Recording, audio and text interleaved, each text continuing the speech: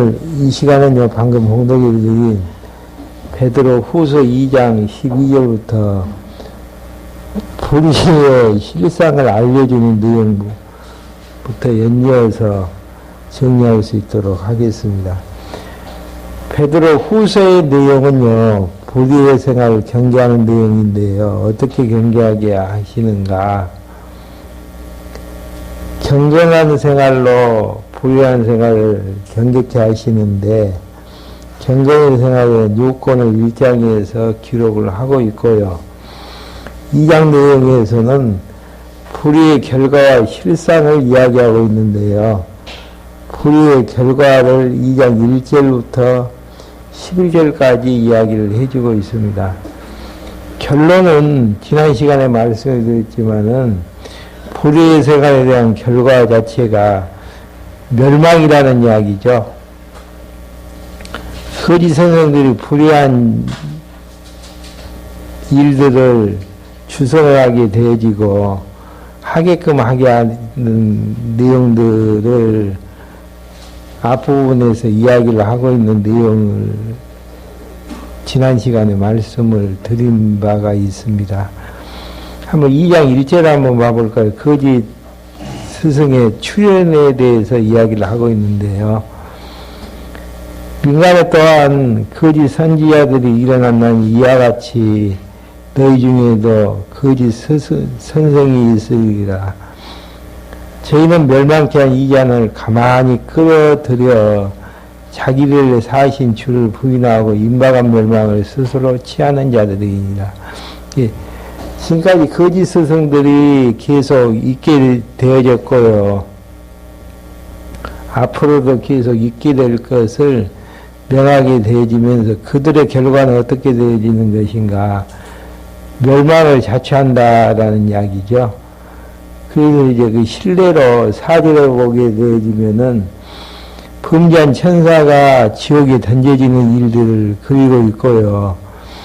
노아 시대 때 물심판으로 불의한 자들이 다 심판을 당하는 모습들, 소돔과 고모라 성이 멸망을 당하는 모습들을 통해서 왜 이제 이런 멸망의 모습들을 그리게 되어지는 것인가?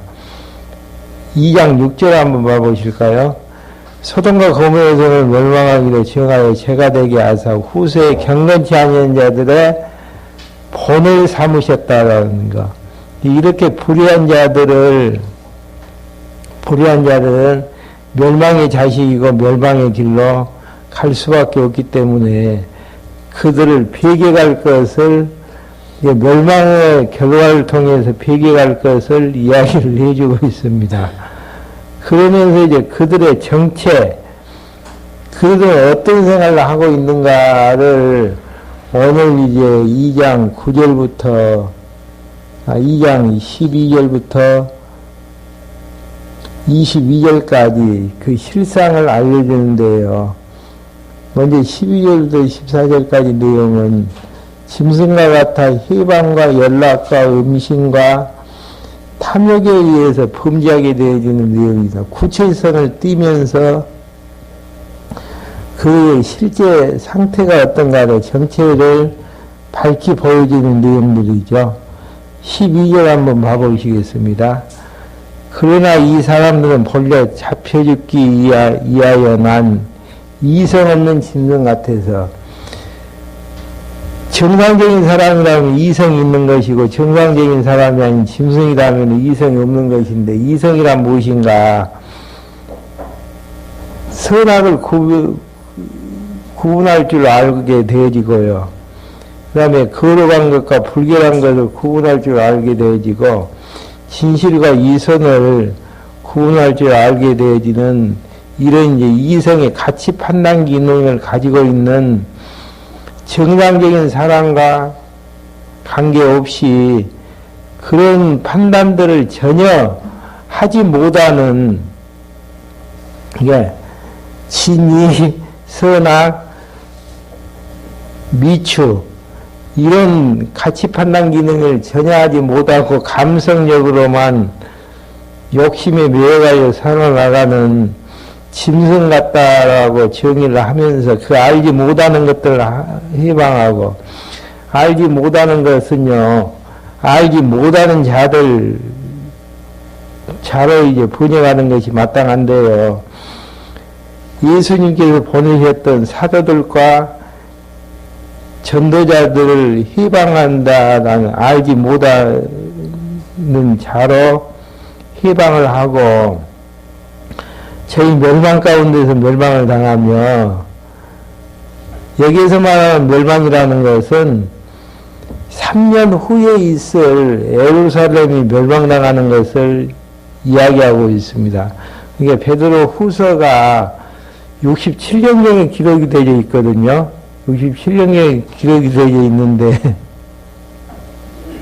3년이 지나가서 멸망을 당할 것을 이야기하고 있는 부분들이죠. 그러니까 예루살렘 멸망당할 때 불의의 선지자들이 멸망을 당할 것을 이야기를 하면서 13절 불의의 갑으로 불의를 당하며 올바르지 못한, 왜 이제 멸망을 당하는가? 옳지 못한 행위, 성경에서 빗나가는 행위를 했기 때문에 불의를 당하며 낮에 연락을 기쁘게 여기는 자들이니, 낮에도 즐거움에 취해가지고 이제 살아나가는 이런 부분들이 흠정과 이제 어점이라는 이야기죠. 정과 흠이라. 너희와 함께 연애할 때 저희 간사한 가운데에서 연락하며, 즐거운 이제 애찬 자리에서 간사하게 이제 누굴 유혹할까에 대해서 초점을 맞추면서 즐기며, 14절에서 이제 핵심이 나아지죠. 불의한 자의 핵심. 음심이 가득한 눈을 가지고 범죄하기를 쉬지 아니하고, 음탕한 마음을 가지고 정욕적인 행위를 한다라는 이야기죠. 굳세지 못한 영혼들 유혹하며, 강한 자는 유혹을 못해요. 굳세지 못한 연약한 자를 유혹하며 탐욕에 연단된 마음을 가진 자들이니 이를 누구로 이제 결론을 지을 수 있는가? 저주의 자식이라는가. 14절에서 거짓 선지자 불의한 자들의 특징 자체가 음탄한 정욕으로 물들어 있고 탐욕의 돈으로 이제 물들어져 있는 그들의 이제 모습들을 그리면서 그들은 이제 저주의 자식이라는 이야기죠. 결론적으로는. 그러면서 15절부터 16절까지 내용은요, 불의의 싹을 사랑하다가 책망들은 발람의 신뢰를 소개하는 내용입니다. 민수기서 22장에 보게 되어지면요, 발람 사건 나아지죠. 출애굽한 이스라엘 백성들을 저주케 하기 위해서 발람 선지자에게 모압의 발락왕이 보냈는데, 결국은 이제 해서는 아니 되어질, 따라가서는 아니 되어질 탐욕 때문에 결국은 따라갔던 내용들을 지금 간략하니 이제 정리를 해주고 있는데, 15절 거기에 되어지면은 저희가 바른 길을 떠나 미혹하여 보올의 아들 발람의 길을 쫓는도다. 이스라엘 백성들은 하나님이 보호하시는 선택한 백성들이기 때문에 어느 누구도 저주할 수가 없습니다. 저주할 수가 없는데, 발람을 통해서 이제 저주하려고 하는데, 발람이 이제 그 길을 따라가서는 아니 됐어야 되는데, 따라간 이유에 대해서 15절 하반절에 나와져 있죠. 그는 불의의 싹을 사랑하다가 자기의 불법을 위하여 책망을 받되 말 못하는 나귀가 사람의 소리로 말하여 이 선지자들의 미친 것을 금지하였느니라. 하나님께서 불의한 싹을 쫓아가는 발람을 누굴 통해서 경계하는가? 나귀를 통해서, 말 못한 나귀를 통해서 낙에게 이제 말을 하기 위해서 경계하는 내용으로 이야기를 하고 있습니다. 이런 부분들이 누구하고 똑같냐면은 신약에 와서 불의한 거짓 성령들하고 똑같음을 이야기를 하고 있습니다. 그러면서 17절부터 19절까지 내용은요, 허탄한 자랑과 음란으로 유혹하는 멸망의 너희로 행동하는 부분을 이야기하게 되지. 17절입니다. 이 사람은 물 없는 샘이요.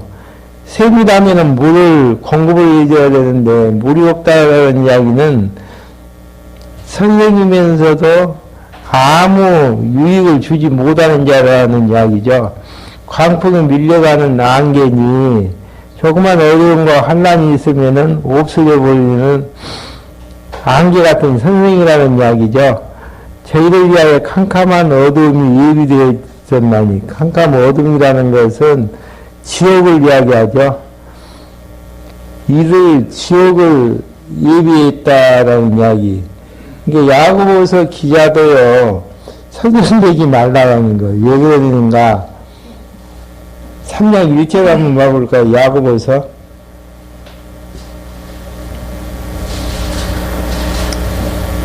야고보서 3장 1절에 보거든, 내 형제들아, 너희는 선생된 우리가 더 큰 심판을 받은 줄 알고 많이 선생이 되지 말라.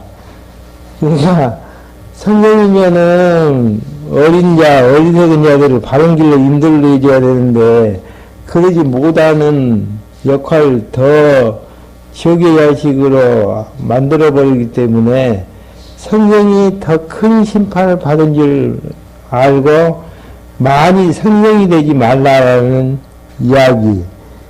이것처럼 거짓 선생들의 모습들은 다시 이제 베드로전서 2장 17절 보시게 되어지면은 이 사람은 물 없는 샘이요 강풍에 밀려가는 안개니 저희를 위하여 캄캄한 어두움이 예비되었었나니 지옥이 예비됐다라는 이야기죠.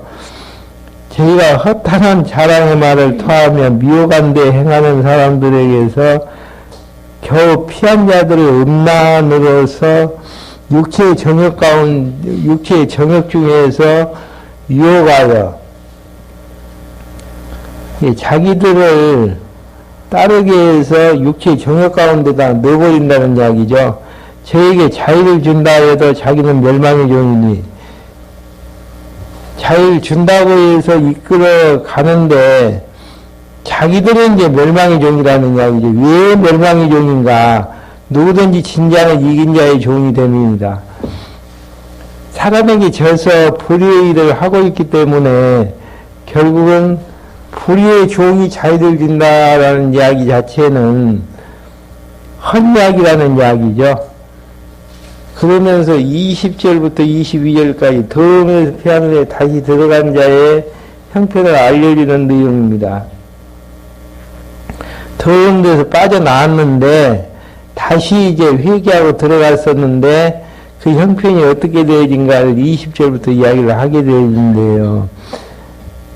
만일 저희가 우리 주 대신 구주 예수 그리스도를 알므로 세상의 더러움을 피한 후에 다시 그 중에 얽매이고 지면 그 나중 형편이 처음보다 더 심하니 의외대로 안 후에 받은 거룩한 명령을 저버리는 것보다 알지 못하는 것이 도리어 저에게 나으니라. 이게 다시 이제 그것을 빠져나와가지고 들어가면은 정상적인 생활을 해야 되는데 불의의 선생들은 회개하고 다시 이제 바른 길 간다고 했는데 들어가서 가보니까 더 악한 자가 되어진 모습을 이야기를 하고 있습니다. 이 내용은 예수님의 말씀에서 찾아볼 수가 있는데요.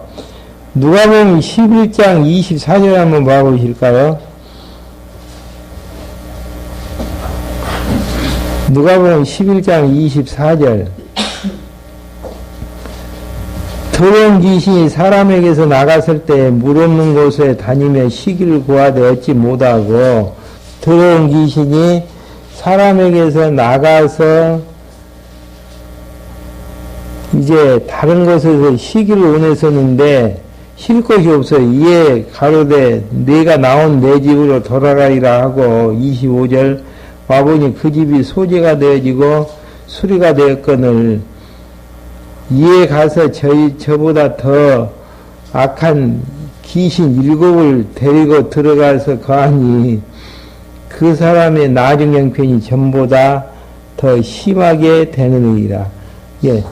나갔을 때보다 나가서 이제 좋은 걸 찾기 위해서 갔었는데, 그할 것이 없어요. 그래서 이제 다시 그 집으로 들어갔었는데,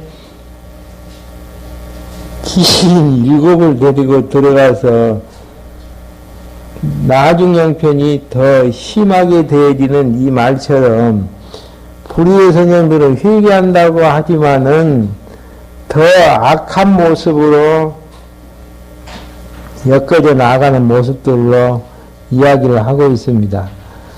그러니까 이것은 변하는 가변성을, 구원을 위한 가변성을 이야기하는 것이 아니고요. 한 번 멸망하기로 작정된 자들은 변화가 없을 것임을 말씀해 주시는 내용이죠. 그러한 내용들은 이미 이제 예수님께서 시뿌린 비유에서 말씀을 해 주신 바가 있습니다. 시뿌린 비유에서 4가지 밭에서 구원받는 밭은 어떤 밭이죠? 옥토에 떨어진 옥토밭. 나머지 3밭은 되어지는 것처럼 보여지지만은 안 되어지니. 이러한 이제 모습들을 확인할 수 있는 내용들이죠. 멸망의 자식들은 결국은 더러운 데에서 깨끗한 데로 가려고 하지만은 결국은 더 더럽게 되어져서 악하게 될 것을 명하는 부분들입니다. 이렇게 이제 거짓 선생들의 모습들, 악한 모습들을 그리는 이유는 그들을 비교하고 경계를 하지 아니하면은 거룩한 생활을 할 수가 없고요. 또 세속화 될 수밖에 없음을 이야기하는 내용입니다. 그러면서 22절 참 속담에 이르기를 개가 그 토한 것에 돌아가고 토하였던 것에 돌아가고 돼지가 식었다가 더러운 구덩이에 더러 누웠다는 말이 저희에게 응하였도다.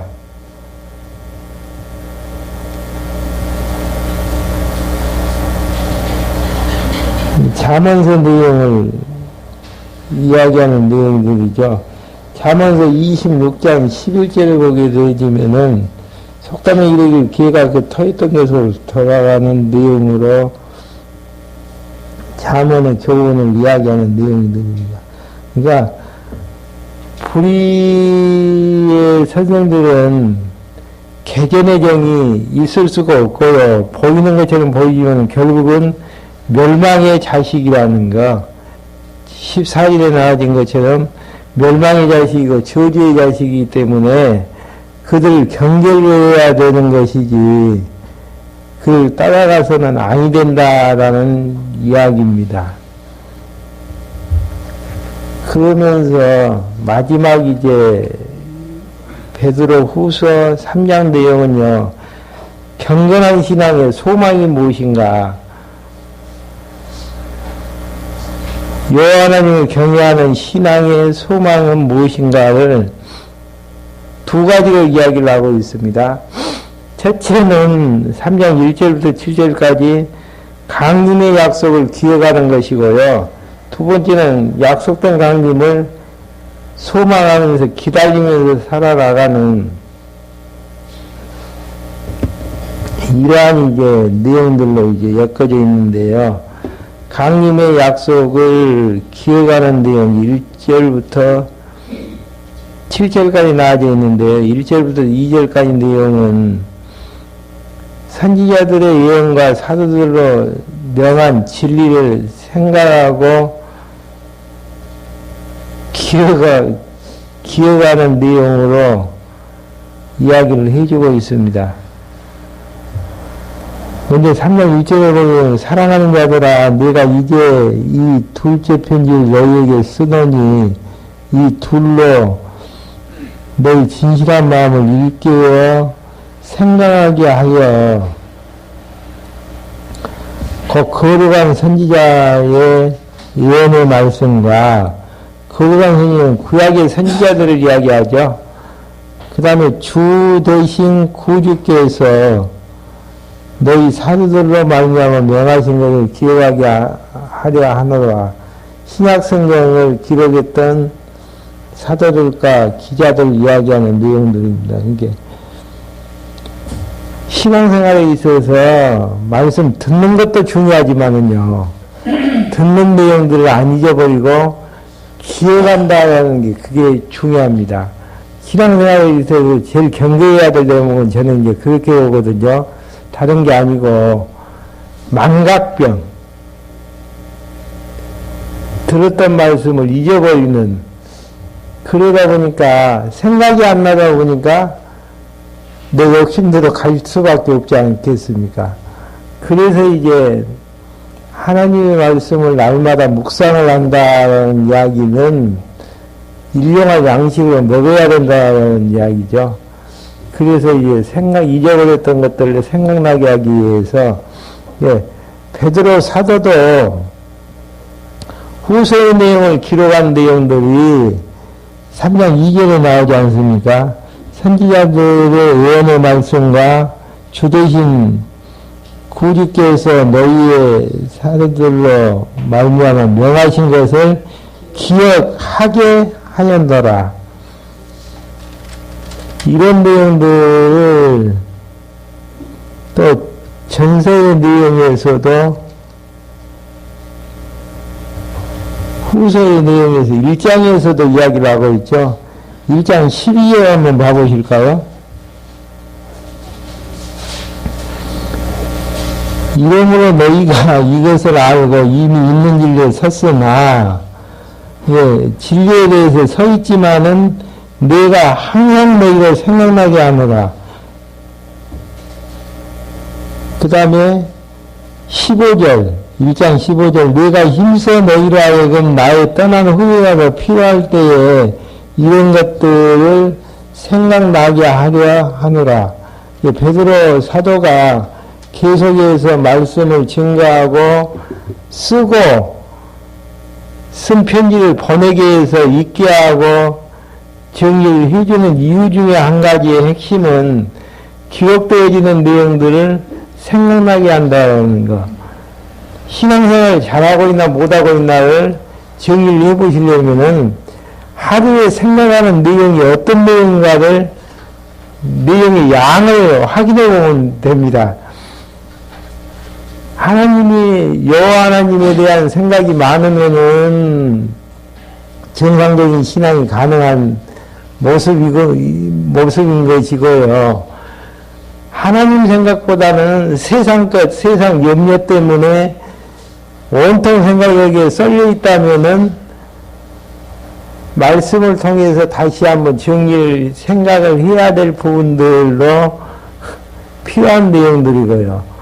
그래서 그것은 자기가 이 신앙생활을 확인할 수 있는데요. 하루에 얼마나 많은 생각을 하고, 24시간 하고 있는데, 24시간 동안 생각하는 분량에서 제일 많이 하는 내용이 무엇인가를 정리를 하게 되어진다면은 신앙의 평가를 정확하게 할 수가 있습니다. 그래서 사도 베드로는 알았던 내용들을 생각나게 하기 위해서 그렇게 하는 내용들이죠. 그 다음에 3절부터 5절까지는요, 강림에 대한 약속을 부인하는 거짓 선생들을 경계하는 내용이 나오고 있습니다.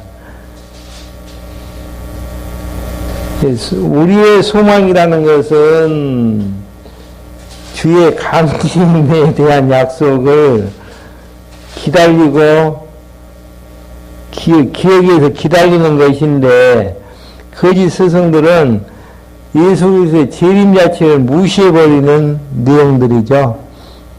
3절 한번 봐보시고 3장 3절 먼저 이것을 알지니 말세에 기록하는 자들이 와서 여기서 말세라는 신약성경에서 말세라는 것은요 예수님 오시기 직전을 이야기하는 것보다는 예수님의 초림부터 재림 직전까지를 말세라고 정리를 하시면 되어집니다.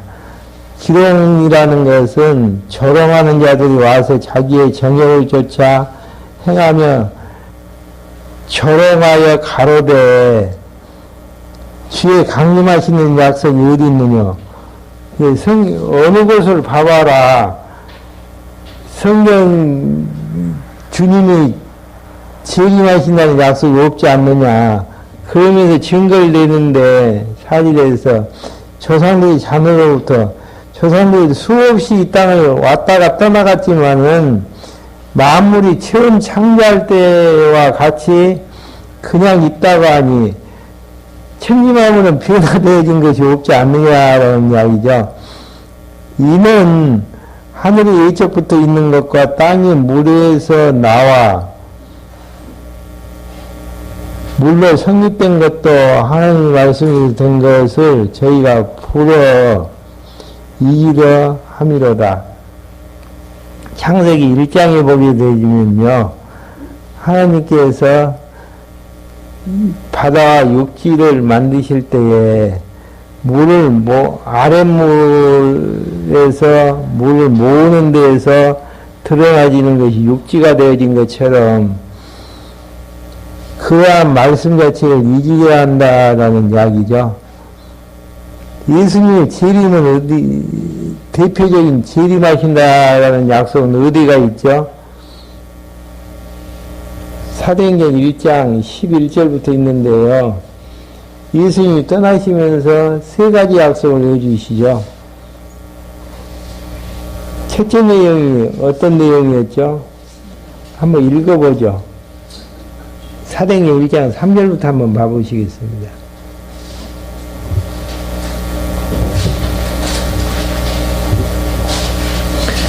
치유받으신 후에 또한 저희에게 확실한 많은 증거로 친히 사심을 나타내사 40일 동안 저에게 보이시며 하나님 나라의 일을 말씀하시니라. 사도와 같이 모이사 저에게 분부하여 가르쳐되 예루살렘을 떠나지 말고 내게 들은 바 아버지의 약속하신 것을 기다리라. 요한은 물로 세례를 베풀었으나 너희는 몇 날이 못되어 성령으로 세례를 받으리라 하셨느니라. 예루살렘에 성령이 임하시기 때문에 임해서 세례를 베풀겠으니 예루살렘 떠나지 말라는 이야기죠. 저희가 모였을 때 예수께 묻자 가로되 주께서 이스라엘을 회복하심이 이때이니까 하니 가라사대 때와 기한한 아버지께서 자기의 권한을 주셨으니 너희 알 바 아니요 오직 성령이 너희에게 임하시면 너희가 권능을 받고 예루살렘과 온 유대와 사마리아 땅끝까지 이르러 내 증인이 되리라 하시니라. 첫 번째는 예루살렘에 성령이 임하셔서 성령 세례를 받을 것이 첫 번째 약속이고요. 두 번째는 성령이 오셔가지고 복음이 증거가 되어지는데 예루살렘부터 유다와 사마리아 땅끝까지 복음이 증거될 것이 두 번째 약속이고요. 9절 천사를 통해서 약속해 주시는데 이 말씀 마치시고 저희가 보는 데에서 올려가시니 구름이 저를 가리어 보이지 않게 하더라. 올라가실 때 제자들이 자세히 하늘을 쳐다보고 있는데 흰옷 입은 두 사람이 저희 가운데 서서 가로되 갈릴리 사람들 어찌 서서 하늘을 쳐다보느냐. 너희 가운데에서 하늘로 올리신 이 예수는 하늘로 가심을 본 그대로 오시니라 하였더라. 세 번째가 재림의 약속이죠. 그러면 이 중에서 재림의 약속만 안 이루어졌지. 첫 번째, 두 번째는 첫 번째 사도행전에 보게 되면 성령이 어디에 임하죠? 예루살렘 마가의 대학방에 임하게 되어지는 데에서 마가에다가 임하게 되는데 성령세례를 받게 되어지는 이 약속은 이루어져 있고요. 두 번째, 복음이 증거가 되어지는데 사도행전에 보게 되면 예루살렘부터 시작되어지는 복음이 유대와 사마리아와 땅끝 로마 지역까지 이제 복음이 증거되어졌던 것들을 기록을 하고 있고요. 2000년 지난 지금에 와서 마지막 예루살렘을 향해서 땅끝을 향해서 이제 진행이 되어진 것, 진행 중에 있습니다. 그리고 이제 마지막으로 재림하신다는 약속은 두 번째 약속이 다 이루어진 다음에 이제 이루어져야 되겠기에 아직 이제 미정이지만은 첫 번째, 두 번째 약속이 이루어졌다라는 이야기는 세 번째 약속은 분명히 이루어질 것에 대한 확증을 보여주시는 내용들이죠. 그러니까 거짓 선생들이 예수 그리스도가 재림하신다는 약속이 어디 있느냐라고 이야기하는 이 자체는 자기의 인간적인 본성에 있어서 나아지는 내용들입니다. 그 다음에 이제 6절부터 7절까지의 내용은요, 하늘과 땅을 불사르기 위해서 심판과 멸망 때까지 보관하시는 내용입니다.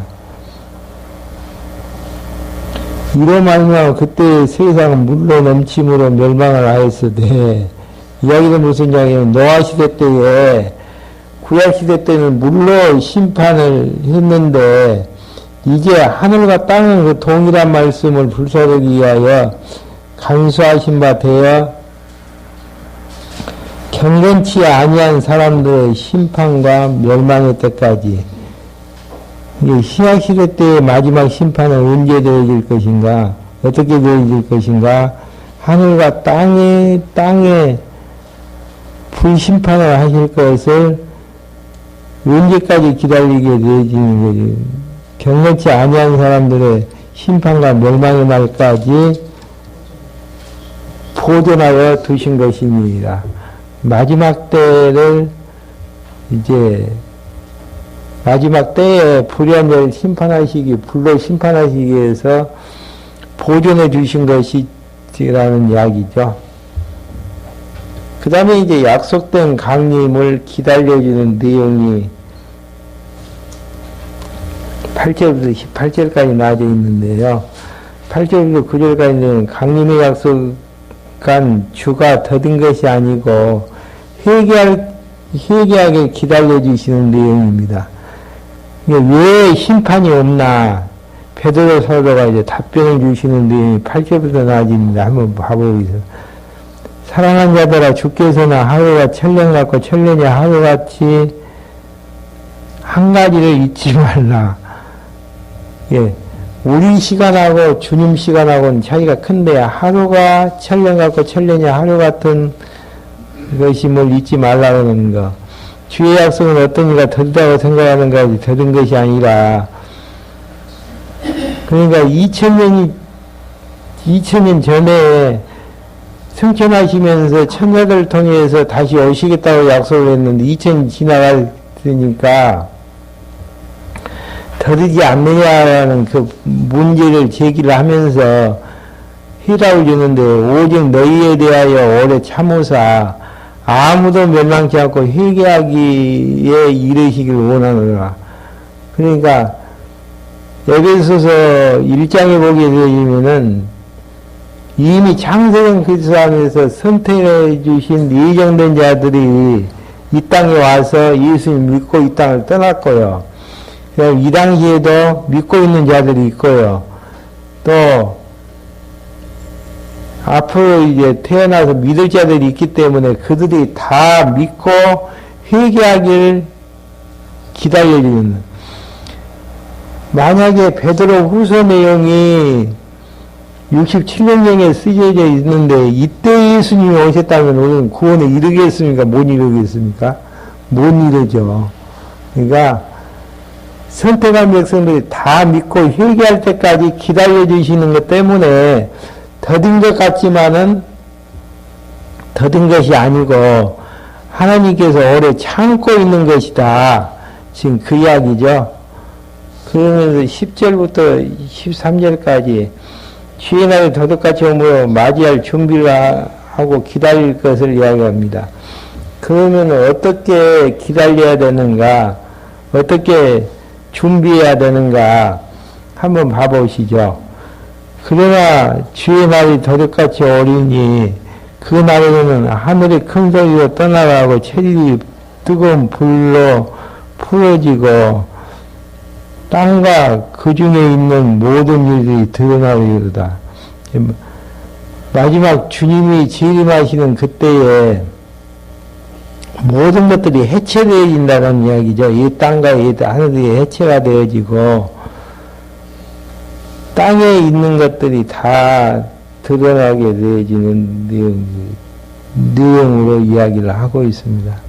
숨겨진 것들이 다 모든 일이 드러나게 되어지는 그때 이제 드러나는 내용들이죠. 이 모든 것이 이렇게 풀어지니 너희가 어떤 사람이 되어야 마땅하뇨. 거룩한 행실과 경건함으로 모든 것들이 새하늘과 새 땅이 풀어지게 되어질 것인데 새 땅이 오게 되어지면은 옛 하늘과 옛 땅이 풀어지고 모든 것들이 없어지게 되어질 건데 그러면 어떤 사람이 되어야 마땅하뇨? 답을 두 가지로 내려놨는데요. 거룩한 행실과 경건한 모습, 여호와 하나님을 경외하는 모습으로 어떻게 해야 되는가? 하나님의 날 임함을 바라보고 간절히 사모하라는 거. 그러니까 주님의 재림의 날을 사모하면서 기다리라는 거. 왜 기다려야 되는가? 그날에 하늘이 불이 타서 풀어지고 체질이 뜨거운 물에 녹아지려니와 우리는 그의 약속하신 대로 의에 거하는 바 새하늘과 새 땅을 바라보는도다. 여기서 그의 약속하신 것이 이사야서에 기록이 되어 있는데요. 이사야서 65장 17절 한번 봐보실까요?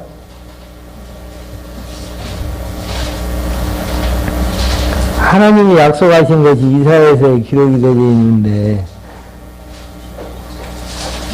이사야서 65장 17절 보라 내가 새하늘과 새 땅을 창조하나니 이전 것은 기억되거나 마음에 생각지 아니할 것이니라. 새하늘과 새 땅을 약속을 해주셨고요.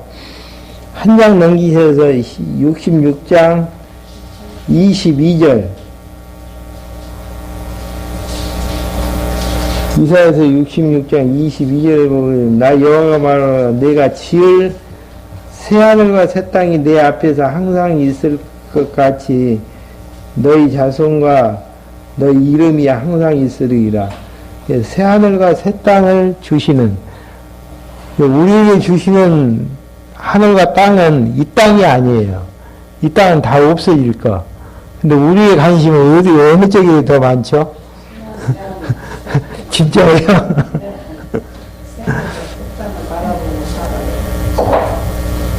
이 땅은 우리가 새하늘과 새 땅으로 가기 전에 과정에 나그네 여정으로 생각을 해줘야 되는데 우리의 관심이 이 땅이가 더 많잖아요. 그러다 보니까 추한 모습들이 드러나게 되어지고 욕심 탐욕적인 부분들이 많이 일어나게 되어지네. 그러니까 재림을 소망한 새하늘과 새 땅을 기다리는 하나님의 백성들은 거룩한 행실과 여호와 하나님을 경외함으로 기다려야 되는 거예요. 무턱대고 뭐 하나님께서 하게 해주시겠지 라고 무턱대고 기다리는 이야기가 아니고요. 11절에 나와진 것처럼 어떤 사람 너희가 어떤 사람이 되어야 마땅하뇨. 거룩한 행실과 경건함으로 하나님의 날이 임하길 바라고 간절히 사모하라는 거. 그러니까 엄밀히 이야기하면은 거룩한 행실로 자신을 꾸미고 신부로서 준비를 해야 돼요. 만약에 결혼식을 며칠 앞두고 있는데 신부가 준비도 하지 않고 다른 데 신경을 쓰고 있다면은 신랑에 대한 마음의 태도가 아니죠. 신랑 대신 예수 그리스도를 지림을 통해서 만나게 되어질 것인데 어떻게 준비를 해야 되는가? 그걸 위한 행실과 경건함으로 준비를 해야 된다는 이야기죠. 그러면서 이제 14절부터 16절까지 강림을 기다리는 자에게 정결하기를 힘쓰라고 공부하는 부분입니다. 정결을 해라가 아니고 정결하기를 힘쓰라는 거 14절 한번 봐보시죠. 그러므로 사랑하는 자들아 내가 이것을 바라보나니 주 앞에서 점도 없고 흠도 없이 평강 가운데에서 나타나기를 힘쓰라. 제 성경에는 힘쓰라고 나와 있는데요. 그러니까 우리가 힘써야 될 부분은 새하늘과 새 땅을 바라보면서 점도 없고 흠도 없이 평강 가운데 나타나기를 힘쓰는 부분들이 많으면은 준비가 잘 되어지는 모습들이고요. 많지 않으면은 준비가 덜 되는 모습들이고, 주님한테 소망이 있다라는 결론입니까? 없다라는 결론입니까? 있으면은 힘쓰는 양이 너무 많겠죠. 그래서 15절, 또 주의 오래 참으심이 구원이 될 줄로 여기라.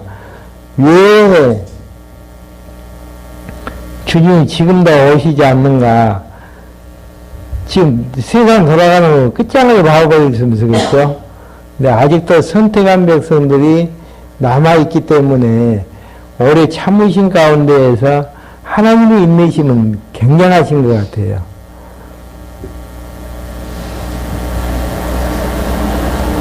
구원이 될 줄 여기라. 우리 사랑하는 형제 바울도 그 받은 지혜들을 너희에게 이같이 썼고, 사도 바울도 심판과 재림에 대해서 서신으로 많이 썼지 않습니까? 그 이야기를 하는 거예요.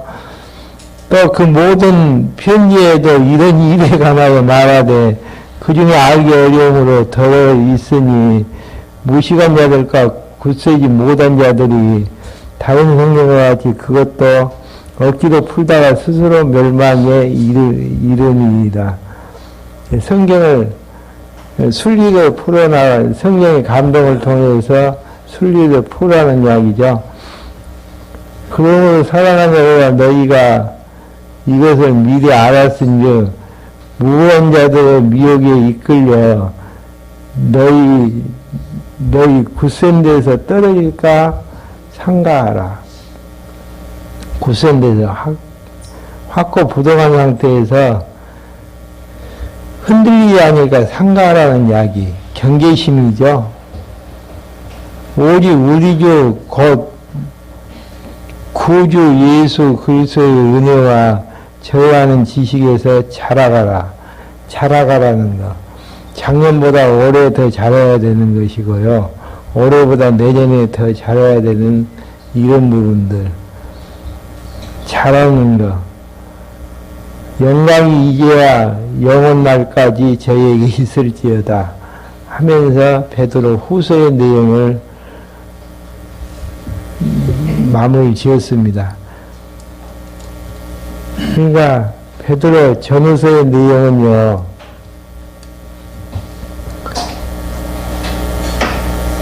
거룩한 생활을 촉구하게 되어지고 불의한 생활을 경계하게 되어지는 데에서 세속주의를 배격케 하고, 세속주의를 배격케 하는 내용을 통해서 구약에 약속된 그리스도가 예수님 되심을 정리해 주시는 귀한 내용으로 마음을 지었고요. 다음 시간에는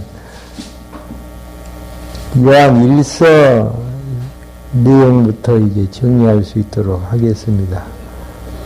질문 있으시면 질문해 주시고 없으시면 마무리 짓겠습니다. 기도하고 마치겠습니다. 하나님 아버지, 저희를 이 시간에 불러 모아주셔서 세속화되어진 세상에서 세속화되어진 몸으로 살아가는 저희들에게 거룩한 생명을 허락해 주셨고 이 생명의 힘으로 다시 재림하실 그리스도를 바라보면서 살아나갈 수 있도록 인도해 주심을 감사드립니다. 주님의 신부로서 주님 오실 것을 준비하면서 정결하게 살아나가는 저희들을 인도해 주시옵소서. 예수 그리스도의 이름으로 기도했습니다. 아멘.